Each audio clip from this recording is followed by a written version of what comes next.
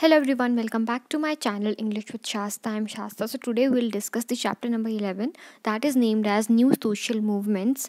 Earlier we have discussed the 10 chapters. So one is left because there are total 12 chapters in your book. So coming to the chapter number 11. So it is from unit number 4 of your book. So social movements in India. ठीक है, मैं आपको थोड़ा थोड़ा बता देती हूँ, बाकी आप स्क्रीनशॉट्स ले लीजिए. ठीक है. सोशल मूवमेंट्स इन इंडिया कब इमर्ज हुई? 19th सेंचुरी में इमर्ज हुई. राजा राम मोहन रॉय, ठीक है, जिन्होंने स्टार्ट की सोशल मूवमेंट इंडिया में. ठीक है, उन्होंने जो है वो विमेन के वेलफेयर से चीज़ स्टार्ट की और एक ऑर्गेनाइजेशन चलाई जिसको बोलते हैं ब्रह्म समाज. ठीक है.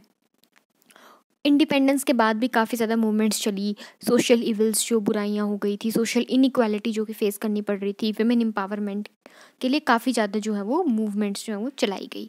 ठीक है. मीनिंग ऑफ सोशल मास और पब्लिक मूवमेंट. तो मीनिंग क्या है इसका कि कॉमन पीपल को आप सपोर्ट कर रहे हो, उनकी डिमांड्स को आप फुलफिल कर रहे हो. ठीक है, ये इसका मेन वो है. पब्लिक मतलब जनरली जो पब्लिक है, जो स्टूडेंट्स हैं, विमेन है, वर्कर्स हैं, ठीक है, उनके वेलफेयर के लिए आप काम कर रहे हो, क्योंकि वो खुद अपने लिए आवाज़ नहीं उठा पाएंगे तो आप एक ऑर्गेनाइजेशन के थ्रू आप उनके लिए क्या उठाएंगे? आवाज़ उठाएंगे. ठीक है.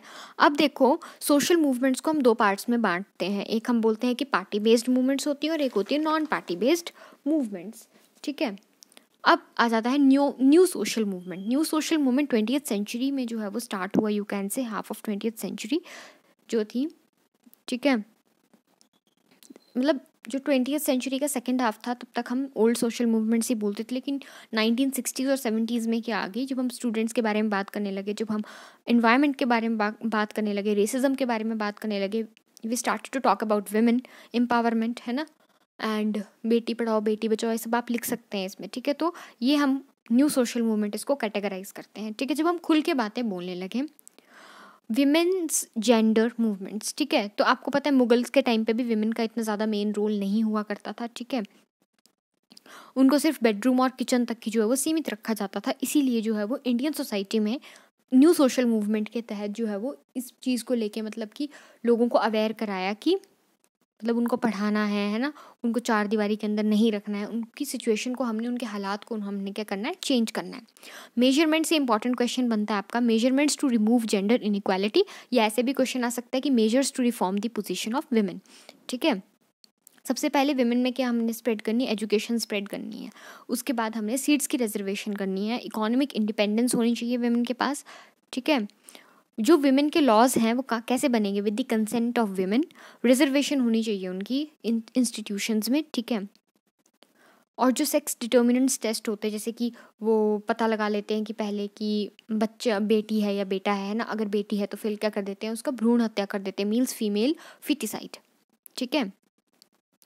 और ऐसे ऐसे लॉज बनाइए जिससे जो सोशल इविल्स हैं, जो कि विमेन की लाइफ को ख़राब कर रहे हैं, उनको जो है वो ट्रीट करने के लिए ऐसे लॉज जो है वो बनने चाहिए. फिर एक इंपॉर्टेंट मूवमेंट है एंटी लिक्वर और एरेक मूवमेंट. ठीक है. इन दी 90s क्या हुआ था? 90s के दशक में अल्कोहल को प्रोहिबिट कर दिया गया था. ठीक है. क्योंकि लेबरर्स जो इतना हार्डवर्क करते थे वो अपना सारा का सारा हार्डवर्क कहाँ पे लगा दे रहे थे? लिक्वर में ही लगा दे रहे थे. ठीक है. और इस वजह से उनकी फैमिली की नीड्स जो है वो पूरी नहीं हो पा रही थी. ठीक है. अपने बच्चे वगैरह वो नहीं बड़े कर पा रहे थे. ऑब्वियसली अगर आप कमा रहे हैं और अगर आप सारा का सारा अपने अल्कोहल पे ही लगा देंगे, है ना, तो फिर वो भी अच्छी बात तो नहीं है. इसलिए बाकी मूवमेंट्स कौन सी थी? एंटी डाउरी मूवमेंट भी, कि हम जो है वो डाउरी नहीं लेंगे. ठीक है. वो सब हम नहीं लेंगे. दहेज, यू कैन से. मूवमेंट अगेंस्ट फीमेल फिटिसाइड, मैंने आपको पहले बता दिया कि टेस्ट करवाए जाते थे तो उन टेस्ट को भी बाद में बैन कर दिया गया था. डिमांड फॉर विमेन रिजर्वेशन की डिमांड की. ठीक है. कि लोकल बॉडीज़ या अगर आपके जो भी 1/3 रिजर्वेशन जो है वो सीट्स विमेन के लिए होनी चाहिए, विमेन ऑर्गेनाइजेशंस में भी. एंटी डोमेस्टिक वायलेंस 2005 में ये एक्ट पास कर दिया गया.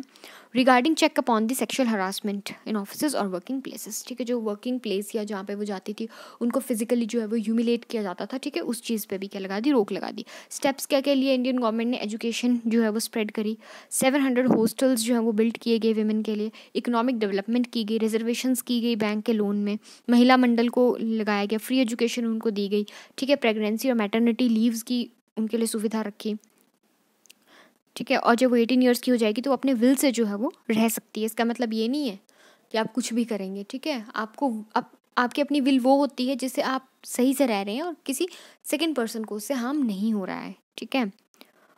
और विमेन एम्पावरमेंट ईयर मनाया जाने लगा 2001 को, ठीक है।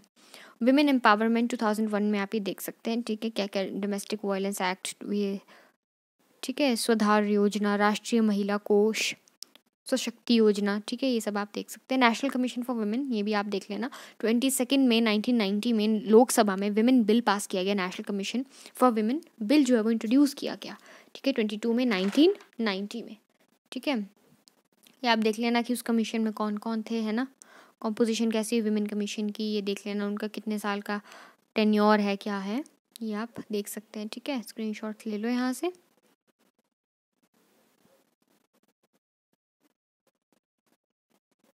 वीडियो को पॉज करके you can take the screenshots, ठीक है। अब जाएगा इन्वायरमेंट के लिए क्या क्या मूवमेंट्स चली। वुडवर्थ की डेफिनेशन क्या है? वुडवर्थ की डेफिनेशन है, by environment we mean all those external factors, forces or elements which continue to affect the individual throughout his life, ठीक है। एनवायरमेंट मूवमेंट्स, चिपको मूवमेंट, आपको पता है चिपको आंदोलन, है ना, कि वो पेड़ के साथ ही चिपक गए थे कि भाई पेड़ नहीं काटने, पेड़ नहीं काटने, है ना। फिर उसके बाद नर्मदा बचाओ आंदोलन हुआ था, सरदार सरोवर प्रोजेक्ट पे 3 स्टेट्स की प्रॉब्लम जो है वो सॉल्व हुई थी, महाराष्ट्र की हुई थी, मध्य प्रदेश की और गुजरात की। मेन डिमांड एंड लीडरशिप, ठीक है, Sundarlal Bahuguna, Tehri dam project Bhagirathi river पे, ठीक है, उत्तराखंड में हुआ था ये। साइलेंट वैली प्रोजेक्ट केरला पे हुआ था, हाइड्रो इलेक्ट्रिक पावर प्लांट को लेके, ठीक है। तो ये आपने देख लेने हैं। That's all about your particular chapter, ठीक है। बाकी आप स्क्रीनशॉट्स वगैरह ले सकते हैं। That's all, and in the next video will discuss chapter number 12। अब देखो मेरे पास इतना टाइम तो नहीं है, क्योंकि आप लोगों को पता है कि my main subject is English, तो मैं इंग्लिश को ही ज़्यादा अच्छे से एक्सप्लेन कर पाऊँगी, क्योंकि पॉलिटिकल साइंस मुझे भी खुद पढ़े हुए टाइम हो गया, लेकिन मेरे पास नोट्स थे, तो मुझे जितना जितना याद था मैंने उतना उतना आपको बता दिया। बाकी आप डिटेल में पढ़ सकते हैं, ठीक है। बिकॉज आई थिंक मैंने लास्ट टाइम 2018 और 19 में पढ़ी होगी, इसके बाद मैंने नहीं पढ़ी, ठीक है। सो अब आप लोग टच में हैं, आप लोग पढ़िए, ठीक है। मैंने कुछ गलत बोला हो तो सॉरी फॉर दैट, मुझे नहीं पता, इसके बारे में इतना याद नहीं रहा है मुझे, पर जितना मुझे पता लगा अपने नोट्स को देख के, जितना समझ आया उतना मैंने आपको बता दिया, ठीक है। बाकी आप स्क्रीनशॉट्स लेके अपने आप कर लीजिए। और हाँ, इंग्लिश में कोई दिक्कत है you can definitely ask me, और इनमें भी कोई दिक्कत है, नोट्स में कोई पॉइंट समझ नहीं आ रहा, कुछ समझ नहीं आ रहा, तो ये आप मुझसे पूछ सकते हैं। मैंने इसीलिए शेयर किया था क्योंकि मुझे लग रहा था पढ़े हुए हैं मेरे पास और इंग्लिश में मिलते भी नहीं हैं, ठीक है। तो ईजी लिखा हुआ है, मैंने भी यही पढ़े थे अपने टाइम पे, तो इसीलिए मैंने आप लोगों के साथ शेयर कर दिया। So thank you so much, God bless you all, take care, bye bye.